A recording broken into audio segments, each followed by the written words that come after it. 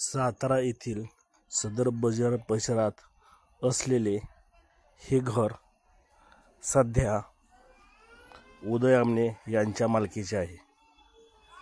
या घराचा गेले काही दिवस वाद सुरू आहे। जवळपास 20 वर्षापासून हा वाद सुरू असून काही लोकांचे मत आहे की डॉक्टर बाबासाहेब आंबेडकर हे या घरात राहत होते। त्यामुळे सध्या तरी कोर्ट केसेस सुरू असल्यामुळे आपण त्याविषयी काही फारसं बोलणार नाही, पण सध्या तरी आपण या घराची अवस्था बघत आहोत। या घराची अवस्था जर बघितली तर या घरात कोणी माणूस राहत असेल असे वाटणे अशक्य आहे। पण सध्या या घरात मूळ मालक आणि त्यांचे वारसदार राहत आहेत। या वास्तूची एवढी पडझड झाली आहे की तिथे राहणाऱ्या माणसांना जीव मुठीत घेऊनच वावरावे लागते। जागोजागी खचलेल्या भिंती, भिंतींना गेलेले तडे, फुटलेली कौले आणि काही प्रमाणात कौलाच्या खालील तुळया कुजलेल्या अवस्थेत आहेत।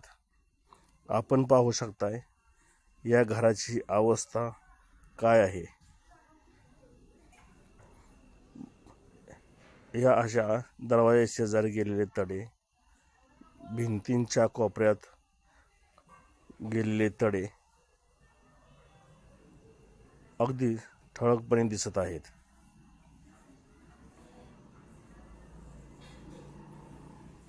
अगदी जोत्यापासून छतापर्यंत भिंतींना तडे गेले असून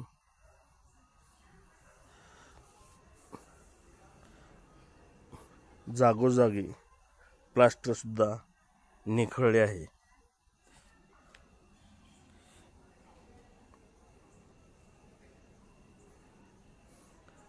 एखादं गोडाऊन म्हणायचं की घर म्हणायचं की गोडाऊन असा प्रश्न पडला। सध्या जे दिसतंय ते पिवळं कापड, या कपड्याच्या खाली पावसाळ्यात आमने कुटुंबीय झोपत असतात, कारण छतातून गळणारं पाणी हे घरभर पसरलेलं असतं, त्यामुळे झोपायला सुद्धा जागा राहत नाही। त्यामुळे त्यांनी असा जुगाड बनवून झोपण्याची सोय केली आहे, जेणेकरून किमान झोपण्याइतपत तरी जागा शाबूत राहावी। त्यासाठी वरून प्लास्टिकचे कापड टाकले आहे। आता आपण पाहू शकताय ही कोपऱ्यात फुटलेली कौले, या फुटलेल्या कौलातून सतत पाणी ठिपकत असतं। पण सध्या न्यायालयीन प्रक्रिया सुरू असल्याने कोणत्याही प्रकारची डागडुजी करण्यास न्यायालयाने मनाई केलेली आहे। जैसे स्थिती ठेवल्याने आमने कुटुंबीय काहीही करू शकत नाहीत आणि वरचेवर दिवसेंदिवस या वास्तूची दुरावस्था होऊ लागली आहे।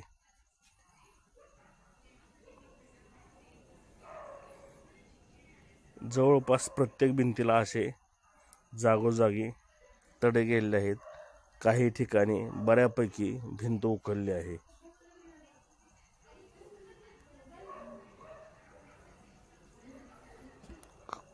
सध्या तरी आमने कुटुंबीय ही वास्तू सरकारकडे द्यायला तयार आहेत, पण सरकारची मात्र चालढकल सुरू आहे आणि ही वास्तू फुकट गिळण्याचा डाव आहे असा आमने कुटुंबियांचा आरोप आहे।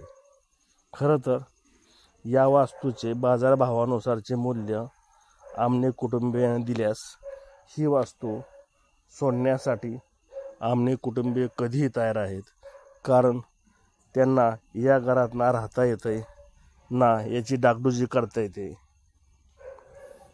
आणि डागडुजी जरी करायची झाली तरी संपूर्ण इमारतीचा